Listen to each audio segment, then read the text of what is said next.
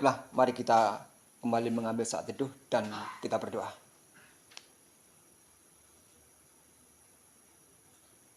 Sumber dari segala sumber kehidupan kami, Engkau ya Tuhan. Pada petang hari ini, kami bersama-sama dengan warga jemaat-Mu yang ada di sini, berkumpul dan sujud kehadirat-Mu. Bersama-sama pula kami mengucapkan syukur dan terima kasih Tuhan, atas segala berkat-Mu, atas segala tuntunan dan pimpinan-Mu yang senantiasa Kau limpahkan dalam kehidupan kami di setiap saat. Begitu juga Tuhan, sebentar lagi kami akan bersama-sama pula mendengarkan sebagian dari firman-Mu. Akan tapi sebelum semuanya ini kami dengarkan bersama-sama, terlebih dulu Kau ampuni dosa dan kesalahan kami. Kau sucikan waktu dan tempat di mana kami sujud kepadamu, agar apa yang akan kami dengarkan bersama boleh kami dengarkan seturut dengan rencana-Mu. Oleh karena itu Tuhan, datang dan hadirlah ke tengah-tengah persekutuan kami, agar persekutuan yang kami laksanakan pada petang hari ini, dari awal, pertengahan hingga sampai pada akhirnya, semua boleh berjalan seturut dengan rencana Tuhan. Begitu juga Tuhan, dari tempat ini kami teringat akan saudara kami semua yang saat ini tidak sempat datang dan hadir untuk bersekutu bersama dengan kami. Sebagai manusia biasa, kami tidak tahu pasti apa yang menjadi sebab dan penyebab mereka, apa yang menjadi halangan mereka. Yang kami tahu mereka semua adalah anak-anak Tuhan. Yang kami tahu juga Tuhan tetap menyayangi, menyertai dan memberkati mereka semua. Kumpulkan mereka semua yang saat ini tidak hadir di lain waktu dan kesempatan, sehingga mereka semua bisa bersatu seperti kami saat ini untuk terus memuji, memuliakan akan kebesaran nama-Mu. Tuhan Yesus, sekali lagi jalannya ibadah kami dari awal, pertengahan hingga pada akhirnya, dan semuanya kami serahkan di dalam nama-Mu sebagai Tuhan dan Juru Selamat kami. Haleluya. Amin. Baiklah Bapak dan Ibu yang dikasihi Tuhan, kita buka Alkitabnya yang sudah kita siapkan dari rumah. Bacaan pada petang hari ini kami ambil dari Perjanjian Lama, yaitu dari Mazmur 23, dibaca ayat 1 sampai dengan 6. Mazmur 23 dibaca ayat 1 sampai dengan 6. Saya bacakan untuk kita semua, demikian bunyinya. Tuhan gembalaku yang baik.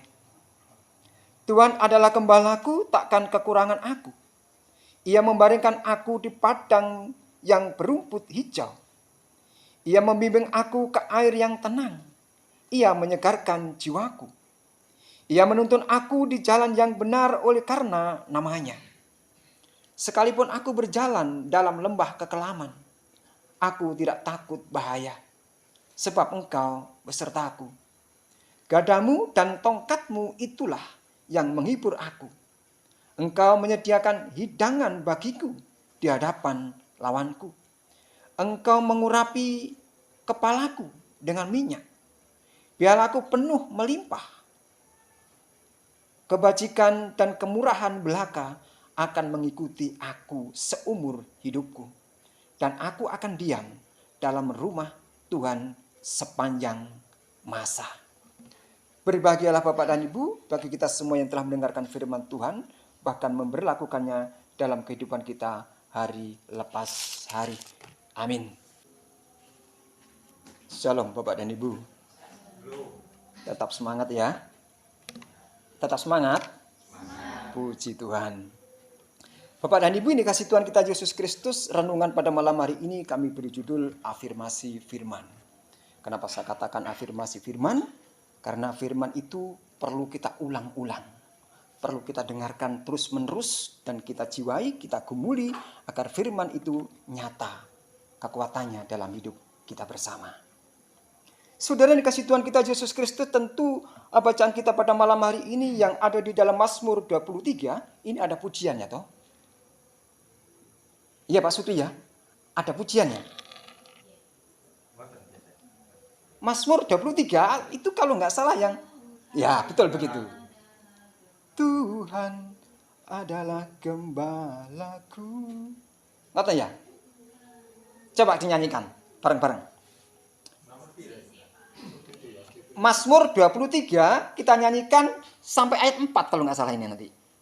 Tuhan adalah gembalaku, takkan kekurangan aku. Ngoten. Iya. Sampun? Bacaan kita tadi.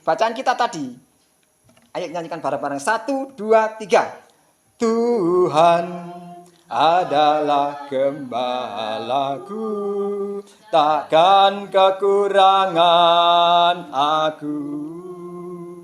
Ia membaringkan aku di padang yang berumput hijau.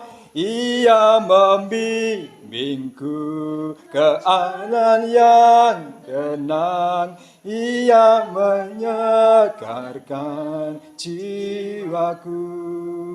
Ia menuntunku ke jalan yang benar, oleh karena namanya.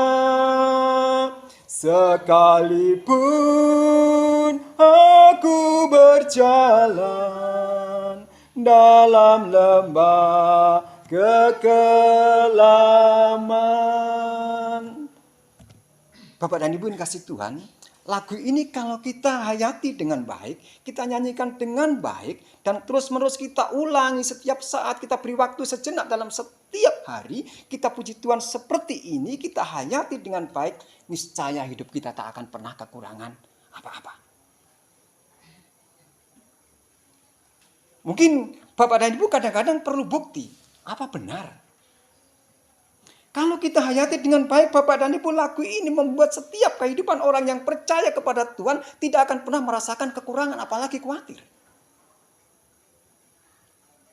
Meskipun hidup kita ada di dalam lembah kekelaman sekalipun, Tuhan akan tetap menuntun dan memberkati.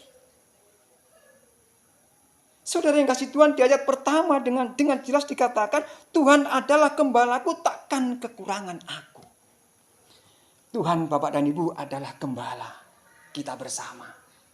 Sebagai seorang gembala tentu akan mencukupi setiap kehidupan domba-dombanya.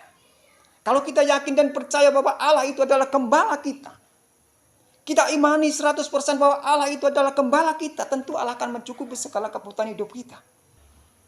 Tuhan adalah gembalaku. Kalau kita bersama-sama ini kita afirmasikan firman Tuhan ini, yang artinya kita ulangi dengan sungguh, kita hayati dengan sungguh. Bangun tidur katakan Tuhan adalah gembalaku. Mau tidur katakan Tuhan adalah gembalaku. Kita akan terberkati. Bapak dan Ibu, seorang Daud yang dulu tidak pernah diperhitungkan oleh saudara-saudaranya karena dia adalah seorang yang paling kecil.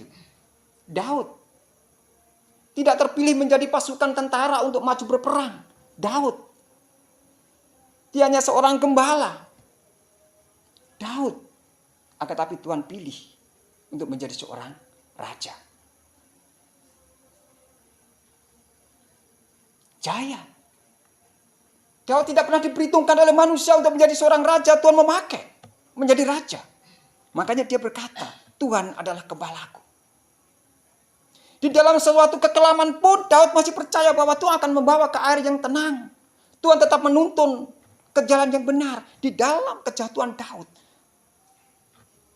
Bapak dan Ibu, ya tidak benar-benar amat sebetulnya kalau kita rasakan kehidupan seorang Daud. Daud juga pernah mengambil istri orang. Dia melakukan kesalahan. Tetapi Daud tetap mau mengakui dosa dan kesalahannya.